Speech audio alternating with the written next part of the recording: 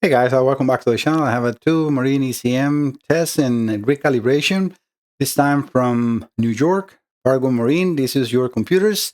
They sent these computers a few days back. One is the most important that they need to be repaired or test and recalibrate. That is a 5.7 350 mag and it's an alpha setup. And the reason of that is because it uses a shift interrupt switch. So they said Mike encloses two ECMs. One is an extra label with tag. Want to make sure that that one is okay. Also not sure what engine it goes to, and we will see. We'll be seeing that it's a 7.4 liters, and I have the calibration as a FE28. Yeah, FE28. This is the other computer which I'm going to put in here. I opened both to check the inside and everything because I want to make sure. But when I tell the customers they're good or bad, I know exactly why, right? The second one is the most important one, label as well, 350 map MPI. Want to make sure it's okay. Also need to make it work for a Bravo dry setup, currently set up for an Alpha. And that is the shift interrupt. When you have a shift interrupt and you connect it to an Alpha boat, to a Bravo boat, it will stall and it will not run because it has that switch and it's not present on the Bravo setup. All right, so thanks, Jake and Sean. Thank you, you guys, for sending computers to repair and trusting on my Salazar Diagnostics. I respect to them, and I was waiting on the calibration. I got the calibration today. Sorry. And I got both computers pretty much ready.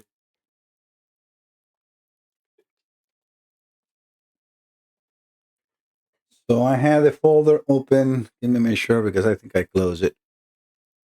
And make sure that I have, yeah, perfect. So I'm going to show you, well, first, the connections. You can see I have now the Alpha, now a Bravo, connected in here, and you can see the cover is still here.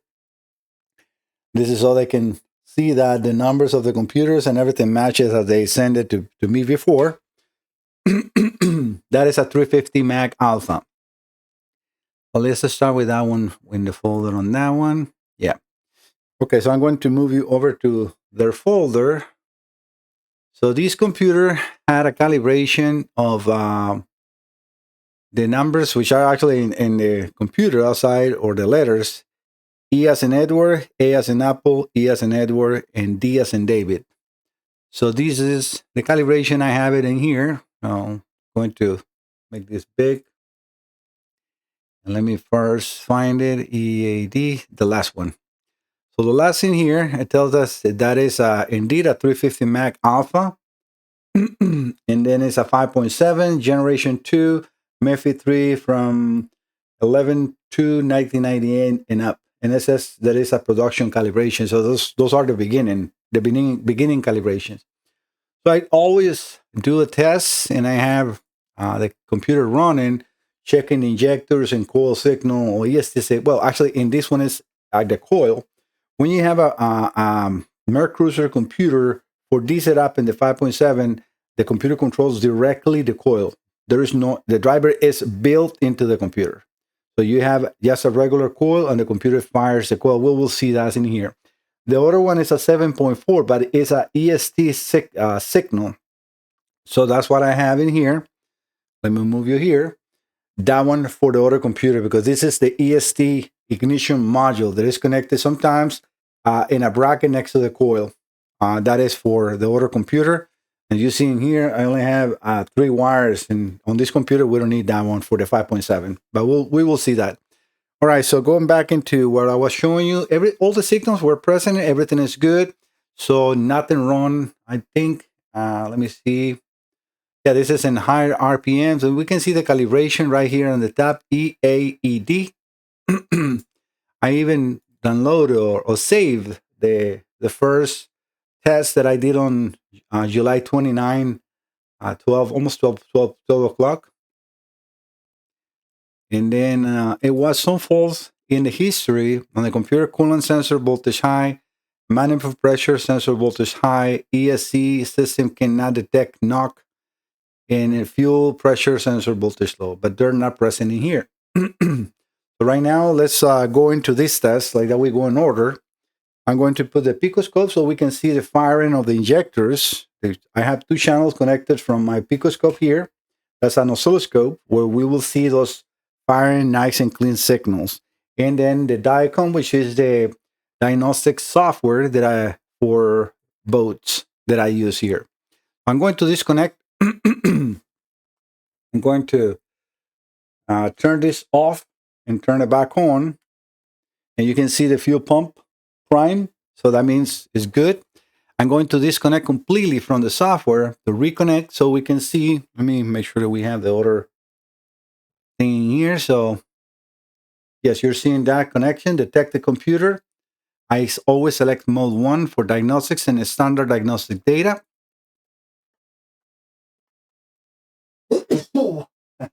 I'm sorry. All right, and then we just connect to the computer. Everything is good. And if we go over to fault codes, we got 0 fault codes. So the computer is clean.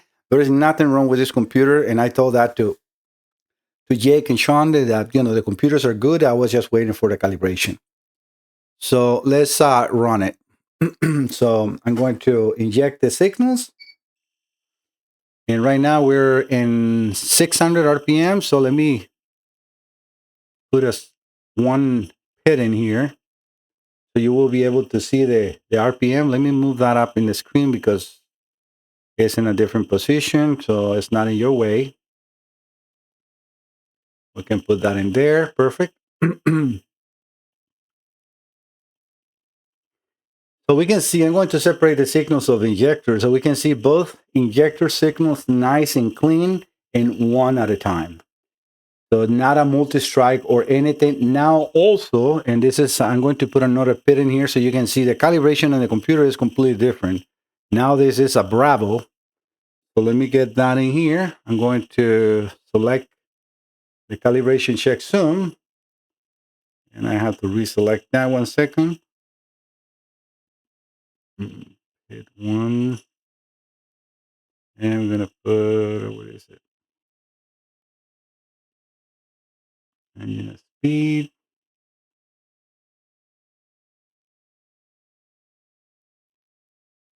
I come to. Why is not showing?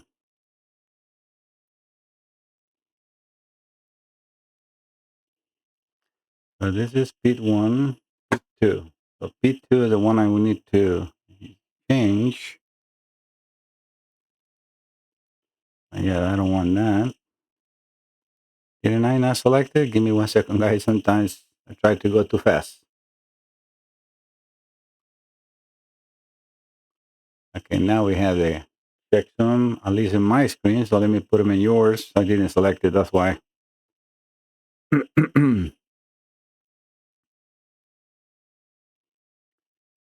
Speed 2 is going to be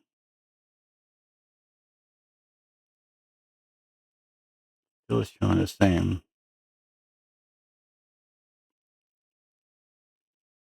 Okay, I can change one. So either one, I don't care. All right, so what we see now and there is the engine speed and also the calibration. So now we have a different calibration, E930. That is a Bravo calibration. It does not need the shift interrupt.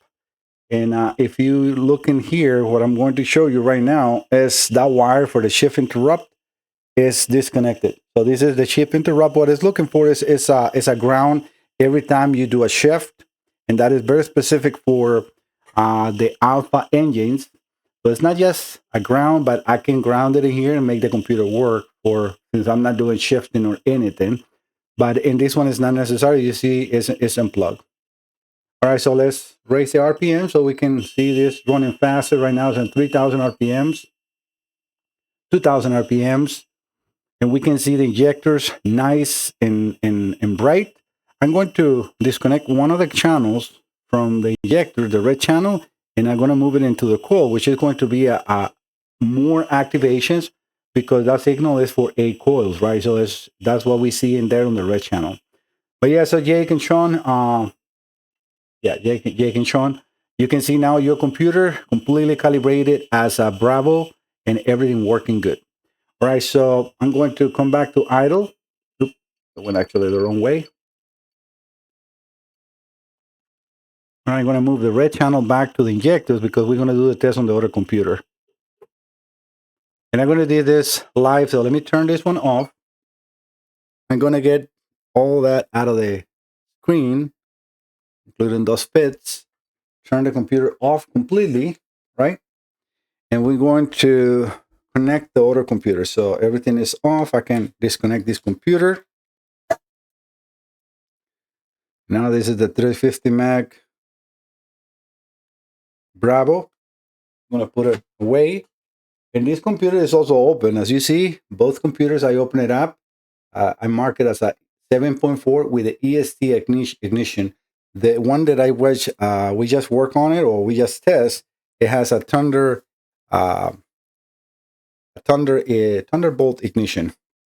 Right. So in that case, I need to disconnect my conscious position sensor signal from here. I'm going to remove a jumper I have.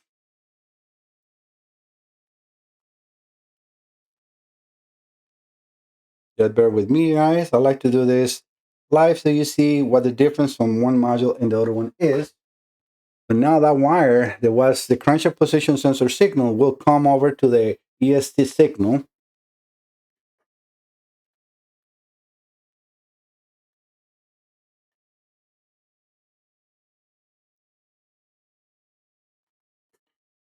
And this module now will produce the crankshaft position sensor signal, which is this wire that is now unplugged. This will come from that module over to the simulator. So make sure I'm connected where it goes. Let me just rephrase that. The simulator will inject the crankshaft position sensor signal. This is actually received by the distributor, right? This signal will come here and then it will produce a coil firing. And now we will have the coil insert. Remember when we were looking at before, we have the coil activation in here. I have not moved those wires. It's because I have two wires, one coil for the regular Mercruiser, and then for the ESC signal, which you see that signal on the same line, the blue lights, but it's going to be on the upper section. All right, so let's connect this computer.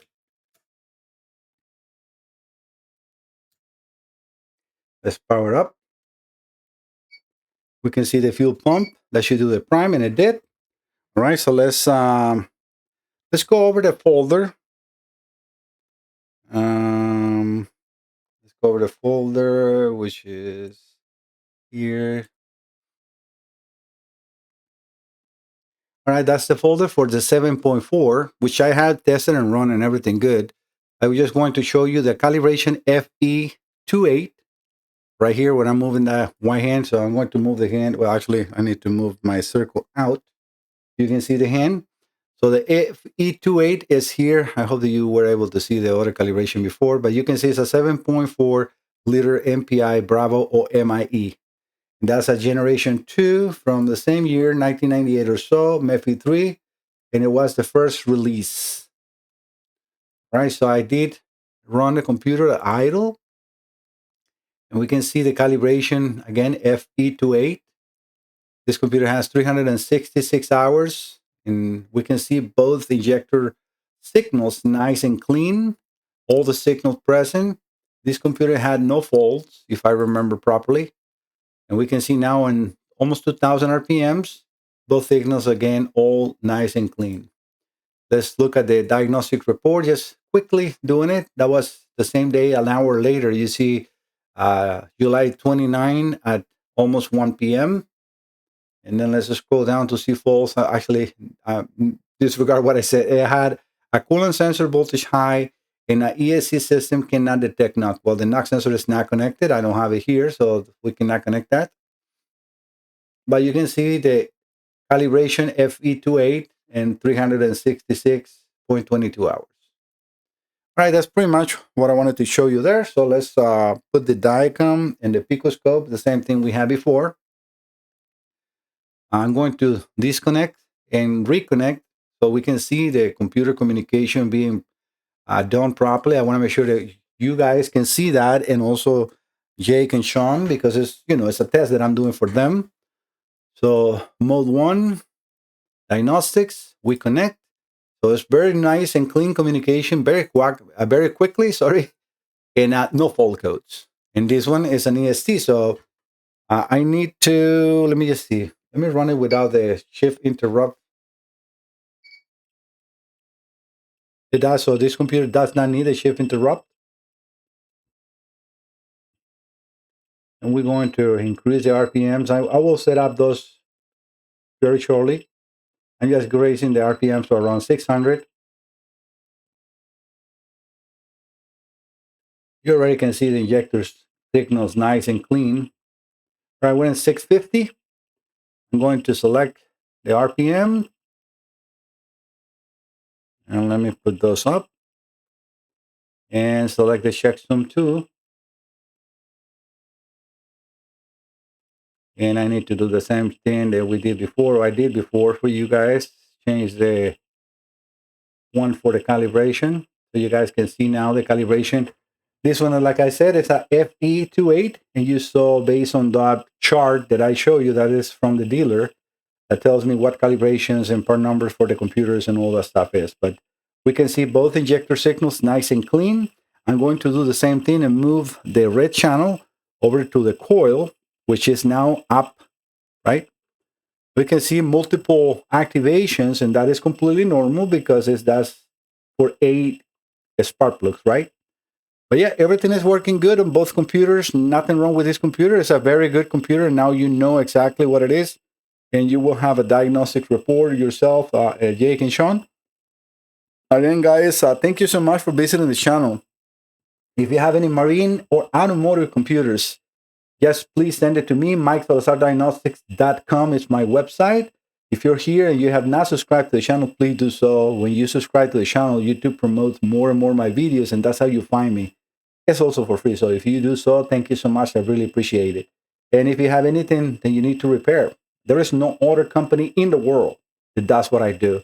The transparency and the trust that you can have on me is there is no other company that does that. It's a match, realistically, because I like to show you your computer running. If I said it needs to be repaired, it's because it needs to be repaired. I could have tell this company whatever, and I know they will have trust me. But look, I am completely transparent. I'm telling them that no, it's not necessary. It's not necessary to repair. It was just a calibration. Both computers are good. I did the calibration. It's a good to go. So I live like that with a very nice peace of mind. I go to sleep and I wake up fresh. I got no weight on my shoulders, nothing to think, oh, somebody's going to come and be mad of me. No, because, I try to do my best. I try to help people, and I do with honestly, with honest. Yeah, with honestly. All right, guys. So thank you so much. I will see you next time. Bye-bye.